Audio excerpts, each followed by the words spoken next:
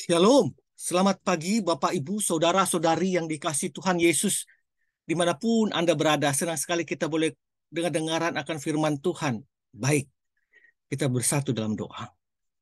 Segala puji, hormat, jiwa syukur kami naikkan kehadirat-Mu ya Tuhan, karena penyertaan-Mu yang selalu baru setiap hari. Dan hari ini Tuhan berikan hari yang baru buat kami.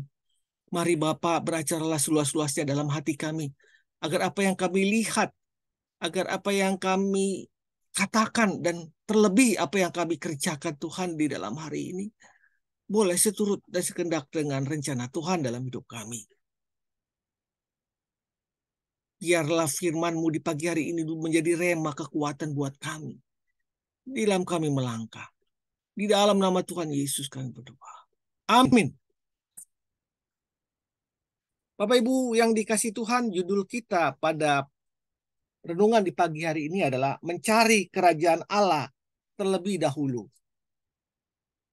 Dan landasan firman Tuhan diambil dari Matius 6 ayat 33 yang mengatakan, tetapi carilah dahulu kerajaan Allah dan kebenarannya, maka semuanya itu akan ditambahkan kepadamu.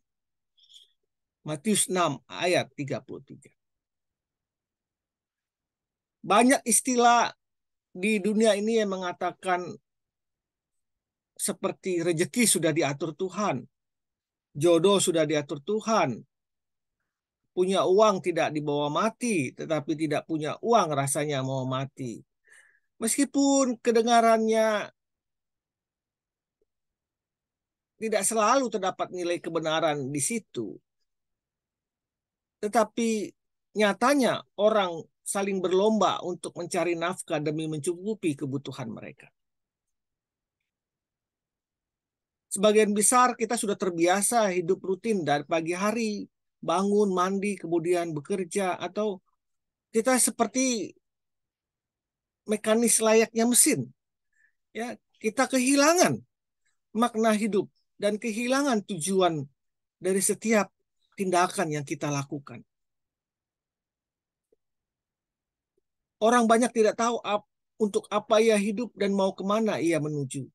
Banyak orang hanya hidup untuk kehidupan sehari-hari yang mereka sibukkan dengan persoalan-persoalan materi, sehingga hal-hal tentang kerajaan surga tidak pernah terlintas dalam pikiran mereka.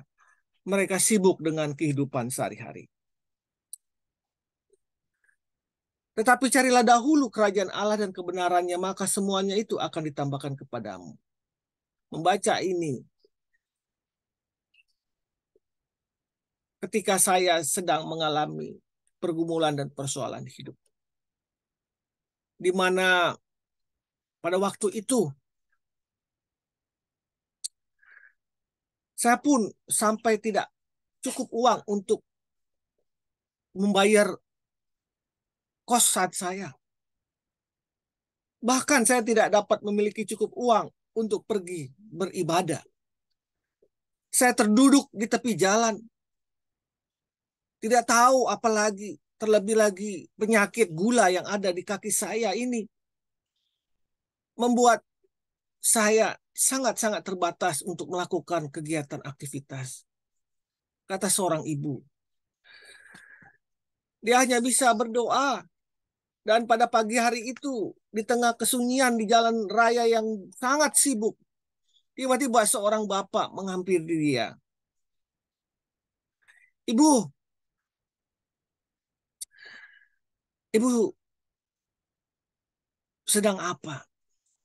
Lalu saya menjawab, saya bingung nak, saya tidak ada tempat tinggal karena saya tidak bisa membayar uang kos saya. Mana anak ibu? Kata bapak itu. Kok nggak diurus? Anak saya sedang sibuk dengan kehidupan sehari-hari bersama istrinya. Saya segan untuk mengganggunya. Kalau begitu, mari kita sarapan, Bu, di tempat saya. Dan saya pun langsung mengiyakan. Kemudian saya diajak masuk ke hotel dan makan bersama. Kami ngobrol. Dan akhirnya dia mengatakan, Ibu, saya ada sedikit uang, tapi tidak terlalu besar. Pakailah ini untuk membayar uang kosmu. Puji Tuhan, Bu. Hanya ini yang bisa saya lakukan. Begitu Bapak itu mengatakan puji Tuhan, lalu saya langsung mengatakan, Bapak Kristen ya, Tuhan yang bekerja untuk Bapak. Tuhan yang mengirimkan Bapak kepada saya. Haleluya.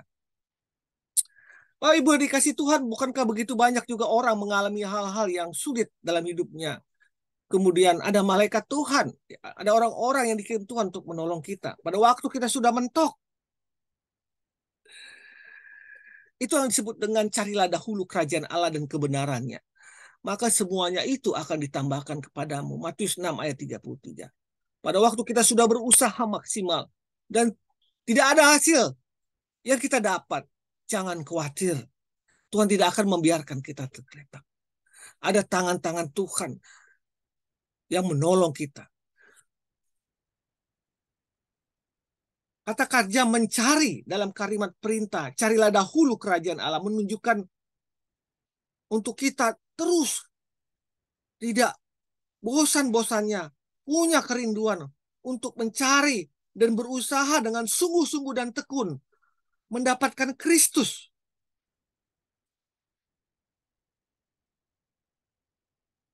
Yaitu kerajaan Allah dan kebenarannya. Kita harus berusaha sungguh-sungguh agar kepemimpinan dan kuasa Allah dinyatakan melalui kehidupan kita. Kita harus berdoa agar kerajaan Allah datang dan berkuasa di dalam hidup kita.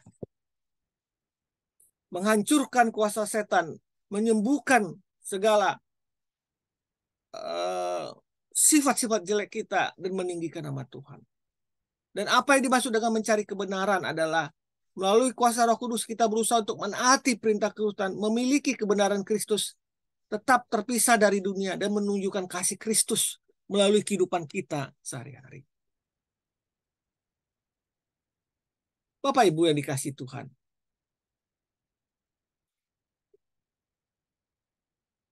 seorang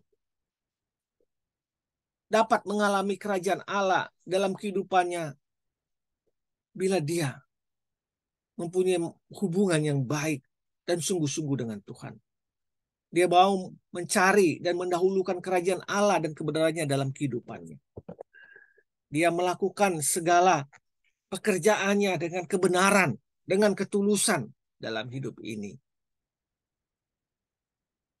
Maksudnya adalah kita mengikuti Kristus, mendahulukan kerajaan Allah dan kebenarannya di atas segala yang lain. Mencari dahulu kerajaan Allah, yaitu kuasa Allah dalam hidup kita, kegiatan-kegiatan yang seturut dengan kehendak Allah, kita lakukan. Kemudian baru hal-hal penting lainnya baru kita lakukan. Jadi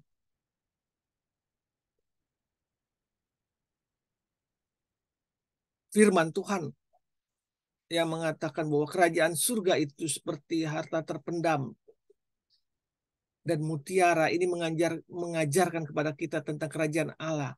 Kerajaan Allah mempunyai aspek yang berhubungan dengan masa kini dan masa datang. Maka setiap orang Kristen harus mencari dan mendahulukan kerajaan Allah serta kebenarannya dalam kehidupannya sehari-hari. Selamat pagi, selamat berkarya. Carilah dahulu kerajaan Allah dan kebenarannya, maka semuanya akan ditambahkan kepadamu. Amin. Amin. Amin.